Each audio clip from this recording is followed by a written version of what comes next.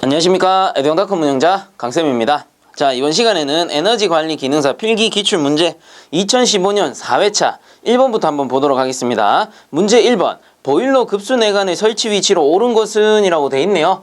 자, 요 1번 문제 같은 경우 교재 61페이지에 참고를 하시면 되고요.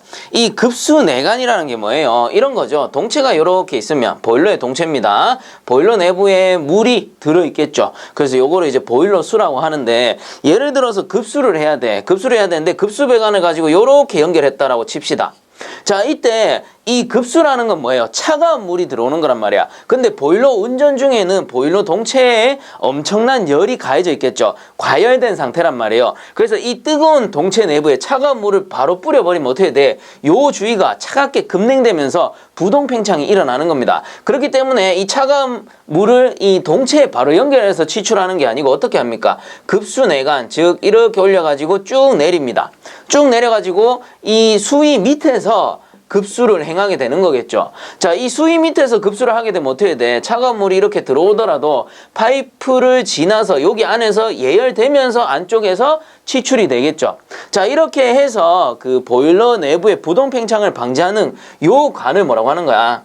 급수내관이다 라는 거죠. 그리고 이 급수내관의 설치 위치 같은 경우는 보일러의 안전 저수면, 이 저수위 보다 50mm 정도 낮게 설치를 해줍니다. 자, 그래서 1번 문제 답은 4번이 됩니다. 보일러의 안전 저수위보다 50mm 정도 낮게 설치한다. 자, 그 다음 2번 보겠습니다. 연료 성분 중 가연 성분이 아닌 것은 이전의 차에도 나왔었죠. 자, 요 2번 문제는 교재 100페이지에 나오는 내용이었고, 이 연료 중 가연 성분이란 건 뭐였어요? CHS, 그래서 탄소, 수소, 황이 된다라고 했죠. 아닌 것은 4번, 산소가 되겠죠. 자, 그 다음 3번 문제 1보일러 마력에 대한 설명으로 옳은 것은 이라고 했습니다. 자, 1보일러 마력, 1bhp를 이야기하는 거죠. 이 1보일러 마력에 대한 설명으로 옳은 것은 3번이 됩니다. 100도씨의 물 15.65kg을 1시간에 같은 온도의 증기로 바꿀 수 있는 능력이다, 이 소리거든요. 자, 그래서 요거를 간단하게 설명을 해드리면 이런 거예요. 100도씨에 물을 몇 킬로그램을 15.65kg을 몇 시간 동안? 1시간 동안 per hour잖아요. 1시간 동안 뭘로 만든다? 100도씨의 증기로 만든다, 이 소리잖아요. 자, 그렇다면 요거 열량으로 계산을 한번 해보자면 어떻게 해? 100도씨 온도 같고 물에서 증기 상태 변화했죠. 상태 변화한 걸 뭐라고 하지? 아, 잠열. 그래서 잠열 구간이다 라고 하잖아요. 그래서 잠열 구간 QL 구하는 공식 어떻게 되죠? GR로 구한다 라고 했잖아. 이때 G는 얼마? 15.65 kg per hour가 되는 거고, 곱하기 잠열량 어떻게 됩니까? 물에서 증기 증발 잠열이죠. 539 kcal per kg이 되겠네요. 그래서 그대로 넣습니다. 539 kcal per kg을 넣으시면 되죠. 자, 이대로 구해보면 요 값이 8435 kcal per hour가 나와요. 왜? 킬로그램 사라져서 kcal per hour가 될 테니까. 자, 그래서 제가 앞에서도 한번 언급을 했을 겁니다. 이 1bhp란 1보일러 마력이란 상당 증발량으로는 15.65kg per hour와 같고, 열량 Q로 나타내면 8435, 제가 소수점은 그냥 생략하죠. 그래서 8435 kcal per hour와 같다. 요거를 꼭 기억을 해야 된다라고 했잖아요. 자, 그렇기 때문에 요거를 이제 말로 풀어놓은 게 3번에 100도씨 물을 15.65kg 1시간 동안에 100도씨 같은 온도 증기로 만들 때 발생하는 능력. 자, 그래서 3번의 답은 3번이 되는 겁니다. 자, 그 다음 4번 문제 보겠습니다. 보일러 배기가스의 자연 통풍력을 증가시키는 방법으로 틀린 것은 이라고 돼 있네요. 자, 그래서 한번 보면 1번에 연도의 길이는 짧게 한다. 요거 맞죠? 그래서 이 보일러가 있고요. 이 연소실 뒤쪽에 연도, 그리고 굴뚝을 연돌이라고 하잖아요. 자, 이때 연도, 요 연기가 지나가는 길은 짧을수록 어떻게 돼? 마찰 저항이 줄어드니까 좋다라는 겁니다. 그래서 굴뚝과 가까울수록 좋다라는 거예요. 그래서 1번은 맞아요. 연도의 길이가 짧을 것. 그 다음에 2번에 배기가스 온도를 낮춘다라고 돼 있는데 요 녀석이 틀렸겠죠. 배기가스 요 연소실에서 발생하는 가스의 온도는 높을수록 좋은 거예요. 왜? 이게 높아야 외기 온도는 겨울철일 테니까 외기 온도는 낮겠죠. 그래서 외기 온도와 이 연소가스의 온도 차가 커야지 밀도차, 즉 비중차가 발생하니까 얘가 더 쉽게 빠져나갈 수 있단 말이에요. 그렇기 때문에 연소가스의 온도는 높으면 높을수록 그 배기량, 통기량이 좋아진다라는 거겠죠. 자, 그래서 2번이 틀린 겁니다. 배기가스 온도는 높을수록 좋다. 그럼 나머지도 살펴보면 3번에 연돌의 높이를 증가시킨다. 요 굴뚝의 높이가 길어질수록 어떻다라고 했어요. 저 위에 차가운 공기랑 맞닿으니까 온도차가 발생하고 비중차가 커지니 배기가스 통풍력이 좋아진다라고 했죠. 그 다음 4번에 연돌의 단면적을 크게 한다. 요 단면적 역시도 클수록 좋다. 앞에서도 계속 언급을 했었습니다. 자, 그래서 4번에 틀린 것은 2번이 되겠네요. 자, 그 다음 넘어가겠습니다. 자, 그 다음 5번 문제. 보일러용 가스 버너 중 외부 혼합식에 속하지 않는 것은? 이라고 했네요. 자, 외부 혼합식에 속하지 않는 거는 1번 파일럿 버너입니다. 그래서 요 파일럿 버너가 파일럿 또는 뭐 파일롯, 파이로트, 뭐 영어 발음이 엄청나게 많아요. 그래서 대충 이렇게 나오면 아, 그놈이구나 알아들으시면 되는데, 요 파일럿 버너가 뭐냐 하면은 착화 버너입니다. 착화. 그래서 요게 이제 착화할 때 사용하는 버너로 이 외부 혼합하고는 좀 관계가 없다라고 보시면 돼요. 그래서 외부 혼합식이 아니고 착화용 버너다. 이렇게 알아두세요. 자, 그래서 5번에 외부 혼합식에 속하지 않는 거는 1번 파일럿 버너. 자, 그 다음 6번 문제. 다음 중 저양정식 안전밸브의 단면적 계산식은 단 A는 단면적, P는 분출압력, E는 증발량이다 해서 나오는데, 자, 이 6번 문제처럼 그 공식을 물어보는 문제는 어쩔 수가 없습니다. 요거는 외우는 수밖에 없어요. 자, 그래서 우측에 해설해 보면 저양정식에 관한 공식이 나오는데 여기서 A 단면적이죠. 요 A를 유도하게 되면 답은 1번이 나오는 겁니다. 자, 그래서 6번 문제의 답은 1번. 자, 그 다음 7번 문제. 이평 보일러에 대한 설명으로 거리가 먼 것은? 이라고 했네요. 자, 이평이라는 말이 들어가면 소형이다 라고 했죠. 그래서 한번 보면 1번에 보일러 동을 수직으로 세워 설치한 것이다. 요건 당연하죠. 이평이니까 세워 놓은 거잖아. 그 다음에 2번에 구조가 간단하고 설비비가 적게 든다. 왜? 소형 보일러니까. 그 다음 3번에 내부 청소 및 수리나 검사가 불편하다라고 돼 있는데요. 이게 맞는 겁니다. 근데 좀 헷갈려 할 수 있죠. 왜냐하면 소형 보일러인데 왜 쌤 청소나 수리가 불편할까요? 자, 그거는 왜 그러냐 하면은 요렇게 나누셔야 돼요. 일단은 우리가 원통 보일러와 수관 보일러로 나누게 되면 얘들은 대분류잖아요. 큰 분류입니다. 어쨌든 간에 요 두 가지의 특징을 한번 생각해 본다면 원통 보일러가 수관 보일러에 비해서 구조가 어때? 간단해. 전열 면적도 작고. 그렇기 때문에 얘는 청소가 수관 보일러에 비해 아주 용이하죠. 근데 수관 보일러는 원통에 비해서 어때? 구조가 복잡하고 전열 면적이 많다 보니까 청소 수리가 좀 얘보다는 어렵다라는 겁니다. 구조가 복잡하기 때문에. 자, 이래서 원통과 수관을 비교했을 때는 원통이 청소, 수리, 점검이 수월하다. 근데 사실상 이평 보일러도 뭐예요? 원통 보일러에 속한단 말이야. 근데 이평도 원통 보일러인데 왜 내부 청소 및 수리나 검사가 불편할까? 자, 요거는 이제 또 세 분류로 들어가야 돼요. 원통 보일러에는 이평 보일러도 있고요. 그리고 노통 보일러도 있단 말이에요. 물론 노통 보일러 횡형 보일러입니다. 횡형 보일러 중에서 노통 보일러를 생각해 보는 거예요. 그러면 이평 같은 경우는 이렇게 세워져 가지고 이 연소실이 보통 보면 이렇게 연결이 되어 있어. 그리고 이평 연관 같은 경우는 이렇게 해서 연관이 이런 식으로 쭉 내려와 있잖아요. 근데 이 횡형 보일러, 노통 보일러 같은 경우는 이렇게 해가지고 그냥 말 그대로 노통, 통 하나만 존재하잖아요. 그러면 이게 아무리 소형이더라도 구조상 어때요? 구조상 이평이 노통보다는 그 수리, 점검, 그리고 청소가 불편하다라는 겁니다. 어렵다는 게 아니고 좀 불편하다 이 소리예요. 그래서 여러분들 기준을 잘 잡으셔야 돼. 원통과 수관을 비교하면 원통이 청소가 쉽고요. 이 원통 중에서도 이평과 노통, 횡형 노통이죠. 노통을 비교하면 이평이 오히려 내부 청소나 수리, 검사가 불편하다라는 겁니다. 그래서 7번 문제 1번, 2번, 3번 다 맞아요. 그럼 틀린 거는 4번이 되겠지. 열 효율이 높고 부하 능력이 크다라고 돼 있는데 소형이기 때문에 열 효율이 좀 작고요. 부하 능력 역시도 작다라고 보는 겁니다. 자, 그래서 7번에 틀린 것은 4번이 되겠네요.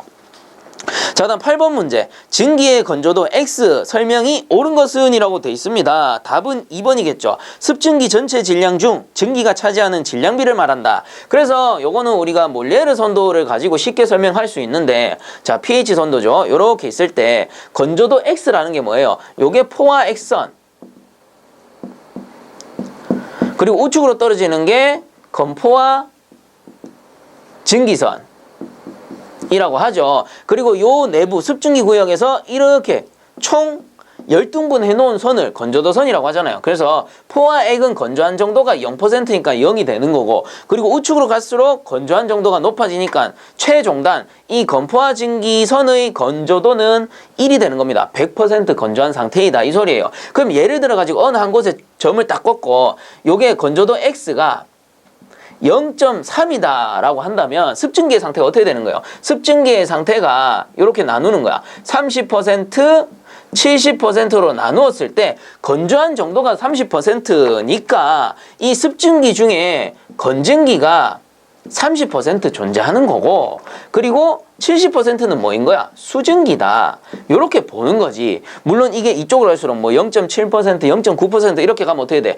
건증기가 훨씬 더 비율이 많아지는 거죠. 자, 그래서 요거를 이제 말로 풀어놓은 게 2번이에요. 습증기 전체 질량 중 증기가 차지하는 요 건증기가 차지하는 질량비를 뭐라고 하는 거야? 건조도 X라고 하는 겁니다. 자, 그래서 8번 문제의 답은 2번이 되겠네요. 자, 그 다음 넘어가겠습니다.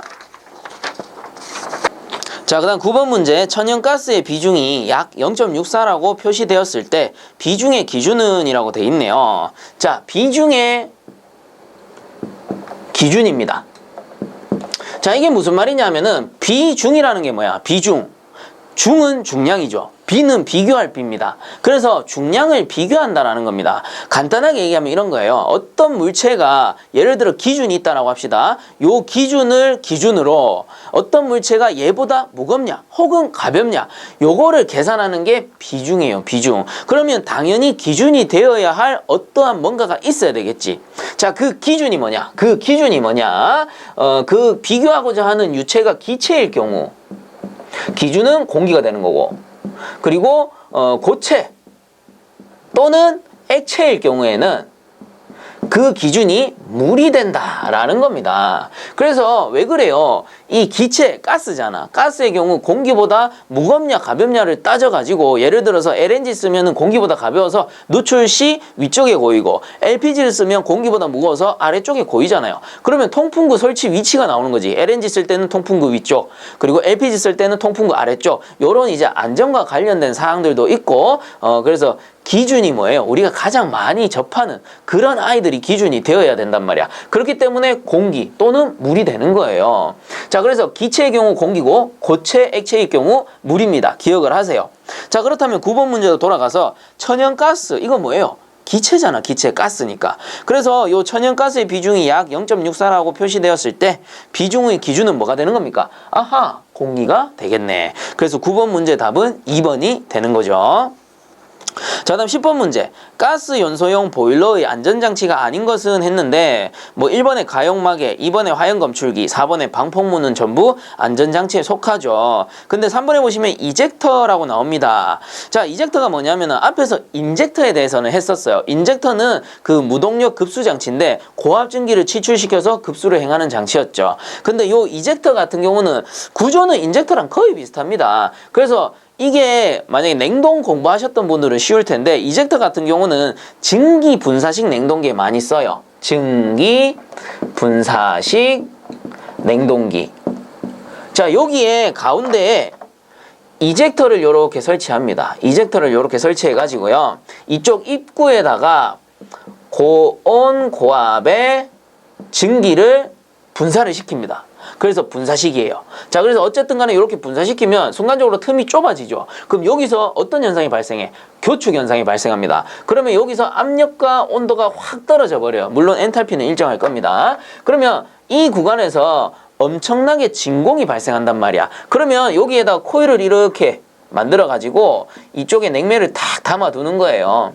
그러면 이 배관 전체에 진공이 확 잡혀버릴 테니까 이 냉매가 쭉 빨려 올라오면서 쉽게 증발할 거예요. 쉽게 증발하면서 어떻게 돼? 주변의 열을 훔치는 증발 잡내에 의해서 주변의 열을 훔쳐서 냉동을 하게 되는 거예요. 그럼 얘가 뭐가 되는 거야? 아, 증발기가 되겠구나. 자, 그래서 이렇게 치출시킨, 분사시킨 증기는 여기서 지 역할을 하고 나서 이쪽으로 올 때는 어떻게 돼? 무화돼 가지고 일부 액으로 변하는 거죠. 액으로 변하는데 요 액을 다시 복수기에 넣어 가지고 물론 액과 일부 기체도 같이 올 겁니다. 그래서 남아있는 기체를 다시 응축해서 그 응축액을 냉매겠죠.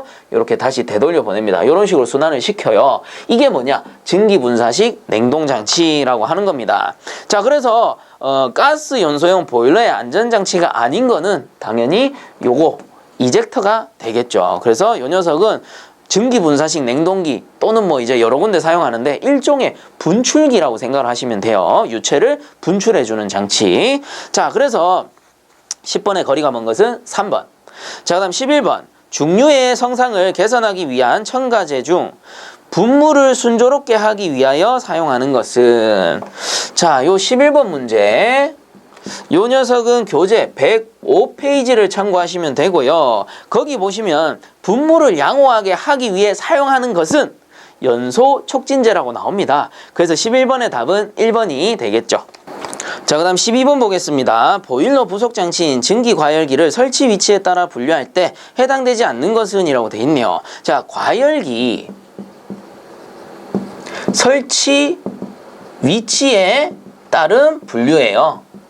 그래서 요 설치 위치에 따른 분류를 이렇게 세분화 시키면 일단 첫 번째가 열가스 접촉에 따라서 접촉 상태에 따라서 어떻게 되느냐, 그리고 열가스 흐름 방향에 따라서 나누게 되는데, 자, 접촉 방식 같은 경우는 복사 그리고 접촉, 말 그대로 접촉시키는 거죠, 가스를. 그리고 두 개를 합쳐놓은 복사 접촉형이 있다라고 했고요.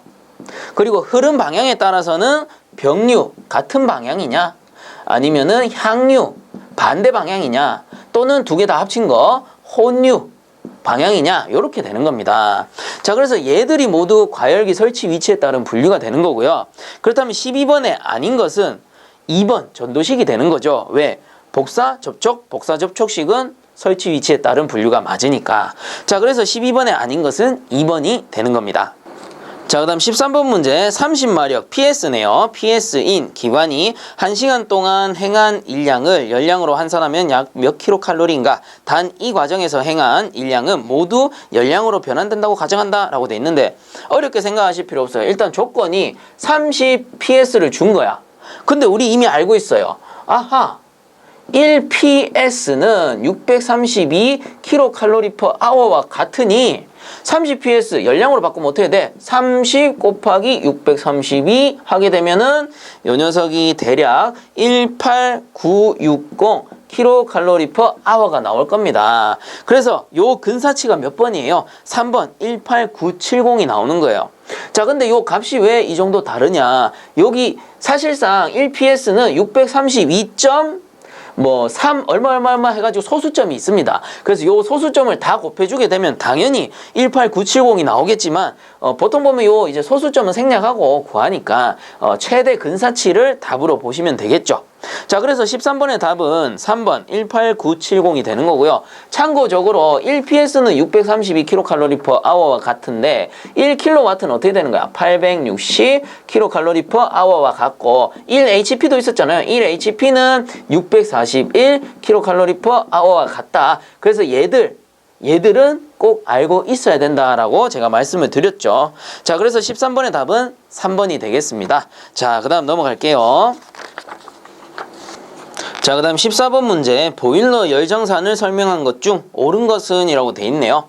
자, 요 14번 문제는 교재 92페이지에 보시면 나옵니다. 열정산 기준이라고 해서 이별과 출혈은 반드시 같아야 한다 해서 나와요. 그래서 14번의 답은 1번이 되는 거고 나머지 뭐 2, 3, 4번 같은 경우는 열정산 기준에 아예 없습니다. 자, 그래서 전혀 관계가 없다. 그러므로 14번의 답은 1번.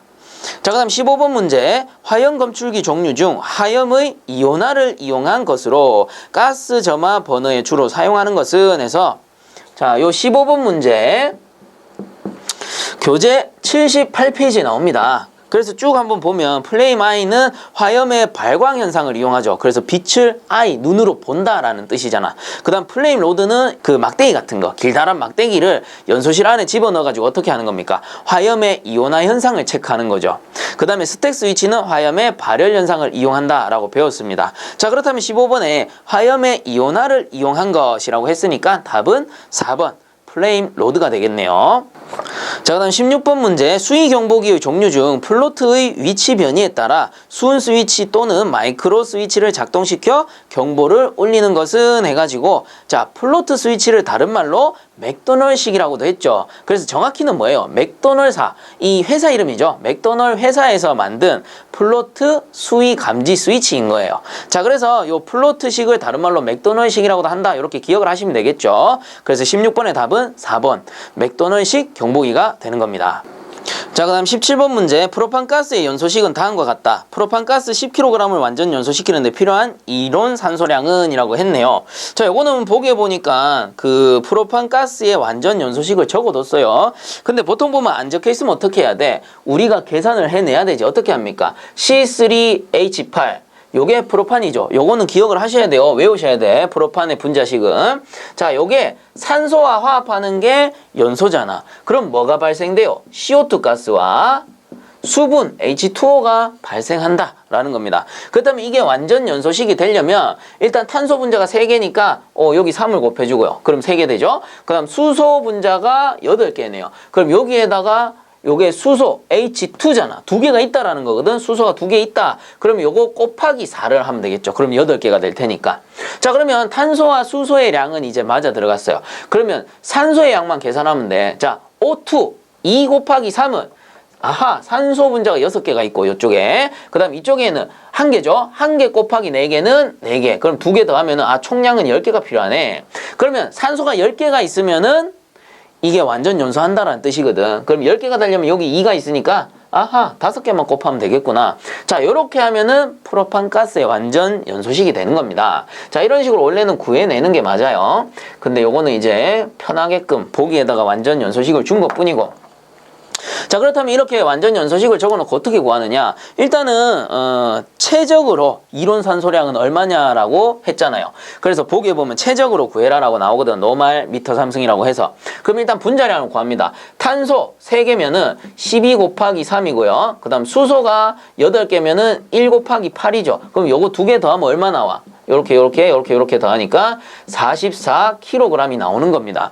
자, 이때 산소가 5몰이 필요하다. 이 말은 뭐냐면은 우리 아보가드로의 법칙에서 1몰당 얼마의 최적을 차지한다고 22.4리터 혹은 미터 삼승의 최적을 차지한다라는 겁니다. 그래서 리터일 때는 얘가 그람으로 써주면 되고 미터 삼승일 때는 얘가 킬로그램이야. 자, 그래서 요 단위가 이제 좀 차이가 나긴 하는데 보통 보면 에너지 기능사에서는 그냥 미터 삼승의 단위를 많이 씁니다. 그래서 그냥 킬로그램으로 이렇게 표시를 해주시면 되고요. 어쨌든 요 4kg 프로판가스 요 44kg이 탈 때 5몰의 산소, 그래서 5몰의 이론 산소량이 있는데 요게 지금 최적 단위로 얼마냐 곱하기 22.4 미터 삼승이 된다라는 거지. 왜? 1몰당 22.4 미터 삼승의 최적을 차지하니까. 자, 그러면 이제 넘어가가지고 44kg 탈 때는 요만큼의 산소가 필요했는데 10kg 탈 때는 얼마? X만큼의 최적이 필요하냐, 이론 산소량이 필요하나, 이 뜻이거든요. 자, 그래서 이거 비례식이잖아. 어떻게 구합니까? 요거 곱하고 요거 곱하면 돼. 그래서 5 곱하기 22.4 곱하기 10 일 때 요거 넘어가니까 44x더라 요 소리거든.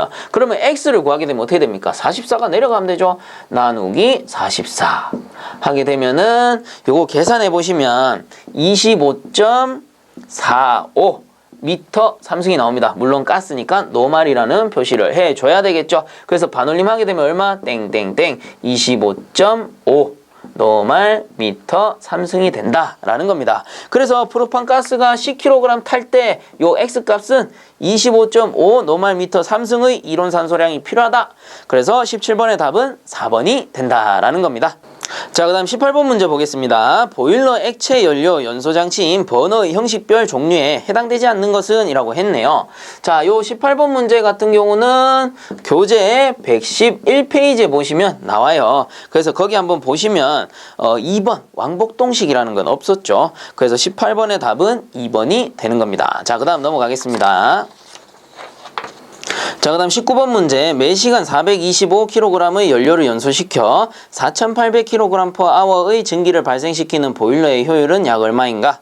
단, 연료의 발열량은 9750kcal/kg, 증기 엔탈피는 676kcal/kg, 급수온도는 20도씨이다 라고 돼 있네요.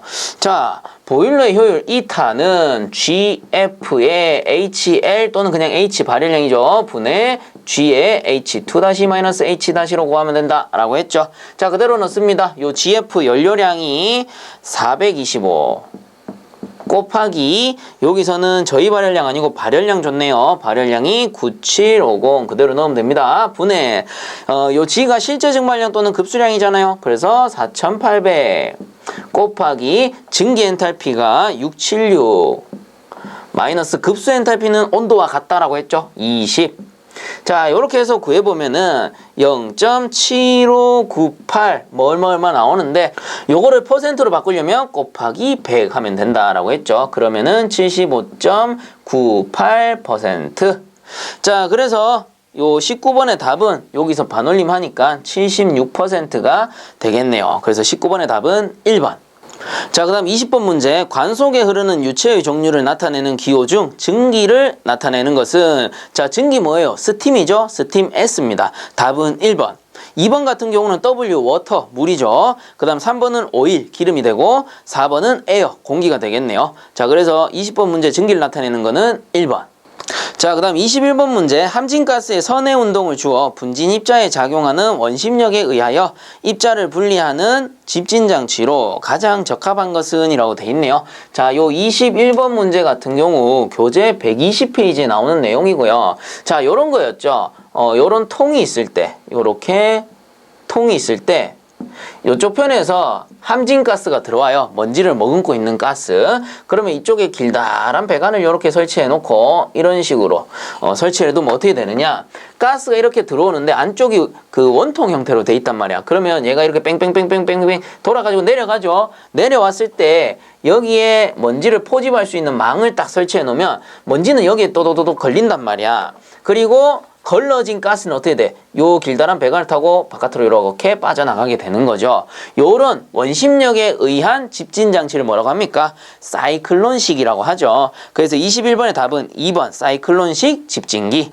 자, 그 다음 22번. 보일러 첨관제 중 보일러 수의 연화제로 사용되지 않는 것은? 이라고 했네요. 자, 요 22번 같은 경우는 교재 175페이지에도 나오는 내용인데요. 자, 연화제라 함은 간단하게 외울 수 있어요. 탄, 수, 인.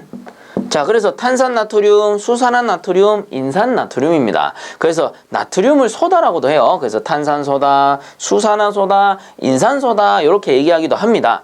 그래서 탄수인 요게 그 필답형에도 의외로 잘 나오는 편이에요. 그러니까 연화제 꼭 외워주세요. 탄수인. 그래서 탄산나트륨, 수산화나트륨, 인산나트륨. 그러면 아닌 것은 4번 황산나트륨이 되겠죠. 그래서 22번에 틀린 것은 4번이 됩니다.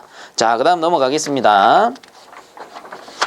자, 그 다음 23번 문제. 어떤 방의 온수 난방에서 소요되는 열량이 시간당 21,000칼로리이고 송수 온도가 85도씨이며 환수 온도가 25도씨라면 온수의 순환량은 단 온수의 비율은 1kcal/kg 도시이다 라고 돼 있네요. 그래서 열량 줬고요, 온도차 줬고요, 비율 줬으니까 아하, Q는 GC 델타 T로 풀면 되겠구나, 이렇게 보시면 됩니다. 자, 그래서 열량이 21,000kcal인데 시간당이라고 했으니까 21,000 kcal/h가 될 거고요. 는 G는 그 온수량 구해야 될 양, 그리고 곱하기 비열 1kcal/kg의 도시가 되고, 그 다음에 곱하기 온도 차라 함은 85 -25도씨라고 되어 있네요. 자, 그럼 여기서 G를 구하려면 G는 요 다 내려갑니다. 1kcal/kg의 도시 곱하기 85 -25도씨 분의 21,000 kcal/h. 자, 그럼 단위 환산해 보면 킬로칼로리 사라지고, 그 다음에 도시 사라지고, 킬로그램은 이렇게 올라올 터이니, 아하, 킬로그램 퍼 아워가 되겠구나. 이렇게 되는 거죠. 자, 그래서 이거 한번 구해 보시면은 답은 350 킬로그램 퍼 아워가 될 겁니다. 자, 그래서 23번의 답은 2번이 되는 겁니다. 자, 그 다음 24번 문제. 다음 보온재 중 안전 사용 온도가 가장 낮은 것은 우측의 해설 봅니다. 우모 펠트가 100도씨, 양모 펠트가 130도씨, 앞면이 400도씨, 성면이 350도씨, 규조토가 500도씨니까 가장 낮은 거는 우모 펠트. 그래서 24번의 답은 1번. 자, 그 다음 25번. 배관계의 식별 표시는 물질의 종류에 따라 달리한다. 물질과 식별색의 연결이 틀린 것은 2번의 기름 같은 경우는 연한 주황이 아니고 어두운 주황으로 합니다. 그래서 25번에 틀린 것은 2번이 되고요. 자, 그 다음 26번. 보일러에 사용되는 안전밸브 및 압력 방출 장치 크기를 20회 이상으로 할 수 있는 보일러가 아닌 것은 이네요. 자, 요 26번 같은 경우는 교재 152페이지의 내용을 참고하시면 되는데, 뭐 우측에 해설해 봐도 나옵니다. 안전밸브의 지름은 25회 이상으로 한다. 요게 기준인데, 다음의 경우에는 20회 이상으로 할 수 있다 해가지고 해설에 쭉 나옵니다. 그렇다면 26번에 틀린 것은 3번이죠. 최고 사용 압력 1MPa 이하의 보일러로 전열 면적이 5m 자승이 아니고 2m 자승 이하인 것입니다. 자, 그래서 요 26번 같은 경우 요 기준은 필기에서도 많이 나오지만 필답형에 가도 상당히 많이 나와요. 그래서 요 기준은 한 번 정도는 외우고 넘어가 주시는 게 좋습니다. 자, 그래서 26번의 답은 3번이 되는 거고요. 자, 그 다음 넘어가도록 하겠습니다. 자, 그 다음 27번. 주증기관에서 증기의 건도를 향상시키는 방법으로 적당하지 않은 것은 이라고 돼 있네요. 자, 요거 적당하지 않은 거는 1번입니다. 가압하여 증기의 압력을 높인다라고 돼 있는데 우측에 해설 한번 볼게요. 가압하여 증기 압력을 높이면 증기의 포화 온도가 올라가 습도가 올라가고 건도가 감소할 수 있다. 그러므로 압력은 일정한 상태에서 열을 가하여 온도를 높여 건도를 향상시킨다. 즉 압력은 일정하게 놓고 온도만 올려야 됩니다. 근데 이 가압하여 압력을 올리게 되면 어떻게 되냐면 요만한 그 기체 분자가 있었어요. 요 기체 분자가 있었는데 가압하면서 온도를 높이게 되면은 포화 온도가 올라가요. 즉 요 포화 온도가 낮은 상태였는데 이게 가압을 해버리면 포화 온도가 이렇게 올라간다라는 거지. 그래서 포화 온도가 올라가게 되면 온도만큼 최적도 증가하게 되는 거죠. 서로 비례관계에 있으니까. 그럼 어떻게 돼요? 기존에 수분이 요만큼 있었는데 이 증가한 최적만큼 수분의 양도 늘어날 수가 있다라는 거지. 그러니까 압력을 가하지 않고 현열 상태에서 온도만 올려가지고 건도를 증가시켜야 된다라는 겁니다. 즉 포화 온도를 건드리면 안 되는 거예요. 자, 그렇기 때문에 요 27번에 건도를 향상시키는 방법으로 적당하지 않은 거는 1번이 되는 거고, 나머지는 맞으니까 한 번씩 더 읽어보시기 바랍니다. 자, 그 다음 28번 문제. 보일러 기수 공발의 원인이 아닌 것은 이라고 했네요. 자, 캐리오버를 얘기하는 건데 캐리오버가 뭐예요? 이 주증기를 보낼 때 증기와 물이 섞여서 나가는 현상을 얘기하는 거잖아요. 그래서 이게 심해지면 워터 해머링으로 이어질 수가 있는 거고, 그렇다면 이 원인이 아닌 것은 해서 1번에 보일러의 증발 능력에 비하여 보일러 수의 표면적이 너무 넓다라고 돼 있는데, 보일러 수 물의 표면적하고는 관계가 없습니다. 주로 보면 밸브를 급격하게 연다거나 혹은 안에 이물질들이 있을 때 포밍, 프라이밍 이후에 그 기수공발, 캐리오버가 이어서 발생하는 거지, 이 보일러 수, 물의 표면적하고는 크게 관계가 없다라고 봐야 돼요. 그래서 원인이 아닌 거는 1번이 되는 거고, 그리고 나머지는 한번 읽어보면 2번에 보일러의 수위가 높아지거나 송기시 증기 밸브를 급개하였다. 그래서 수위가 높아지면은 치출될 확률도 높을 것이고, 이 증기 밸브를 급개하면 어떻게 돼요? 순간적으로 이 요동을 치면서 압력 변동이 일어나면서 그 안에 있는 물방울이 섞여 나가는 캐리오버가 발생하는 거잖아요. 그 다음 3번에 보일러 수 중에 가성소다, 인산소다, 유지분 등의 함유 비율이 많았다. 이물질이 많다라는 소리입니다. 이물질이 많으면 포밍, 프라이밍, 캐리오버가 발생하는 거죠. 그 다음 4번에 부유 고형물이나 용해 고형물이 많이 존재하였다. 이물질이 많다. 같은 말입니다. 자, 그래서 28번에 캐리오버의 원인이 아닌 것은 1번. 자, 그 다음 29번 관류 보일러의 특징에 대한 설명으로 틀린 것은 이라고 돼 있네요. 자, 요 29번 같은 경우는 교재 50에서 51페이지 보시면 나옵니다. 그래서 이 관류 보일러라는 건 뭐예요? 관으로만 이렇게 이루어진 보일러. 그래서 요걸 케이싱 해가지고 버너를 설치해서 화염을 쫙 분사시켜서 관을 직접 과열하고, 관 전체가 전열 면적이다 보니까 전열면이 크고 효율이 좋다라고 했죠. 그리고 고압에도 잘 버틴다라고 했습니다. 왜? 관으로 이루어져 있기 때문에. 즉 동체일 때보다 관의 직경이 훨씬 작으니까 고압에 견디기가 좋다라는 겁니다. 자, 그렇다면 다시 돌아가서 관류 보일러의 특징에 대한 설명으로 틀린 것은 했으니까 1번에 철저한 급수 처리가 필요하다. 맞죠? 왜 그래? 관으로 이루어져 있기 때문에 청소가 곤란합니다. 그렇기 때문에 급수 처리를 잘 해줘야 되고요. 그 다음 2번에 인계 압력 이상의 고압에 적당하다. 압력이 잘 버틴다라고 했잖아요. 그래서 2번도 맞아요. 그 다음 3번에 보시면 순환비가 1이므로 드럼이 필요하다라고 돼 있는데, 이 방금 뭐라 했어요? 관으로만 이루어져 있단 말이야. 그렇기 때문에 드럼이 필요 없다. 드럼이 없는 보일러예요. 자, 그래서 3번 순환비가 1인 거는 맞는데 드럼이 필요한 게 아니고 드럼이 필요 없다. 이렇게 해줘야 되는 거죠. 그래서 틀린 것은 3번입니다. 4번에 보시면 뭐 증기의 가동 발생 시간이 매우 짧다. 이 안에 들어있는 급수의 양이 많지 않기 때문에 순간적으로 확 과열이 되는 거예요. 자, 그래서 29번에 틀린 것은 3번. 자, 다음 30번 문제. 보일러 분출 시의 유의사항 중 틀린 것은 이라고 했네요. 자, 요 30번 문제 교재 88페이지에 나오는 내용이고요. 이 분출이라는 건 뭐예요? 수저분출도 있고 수면분출도 있어요. 그래서 수면분출은 그 급수 위에 부유하는 물질들, 떠있는 기름류 이런 것들을 이제 분출해내는 거고, 수저분출은 아래쪽에 가라앉아 있는 이물질들을 빼주는 용도가 되는 거죠. 자, 그렇다면 이 분출 시 유의사항 중 틀린 것은 했으니까 1번에 분출 도중 다른 작업을 하지 말 것. 그렇죠. 분출 작업을 할 때는 그 안전의 위험성이 있기 때문에 항상 감시를 잘 해줘야 됩니다. 자, 그 다음에 2번에 안전저수위 이하로 분출하지 말 것. 저수위 사고가 발생할 수 있기 때문에 그 안전저수위 이하로는 분출하면 안 되는 거죠. 그래서 2번도 맞고, 그 다음 3번에 2대 이상의 보일러를 동시에 분출하지 말 것. 요것도 맞습니다. 왜냐하면은 보일러가 2대라고 해서 2대를 같이 분출 작업하면 어쨌든 간에 사람이 하는 작업이니까 한 대가 감시가 소홀할 수가 있잖아요.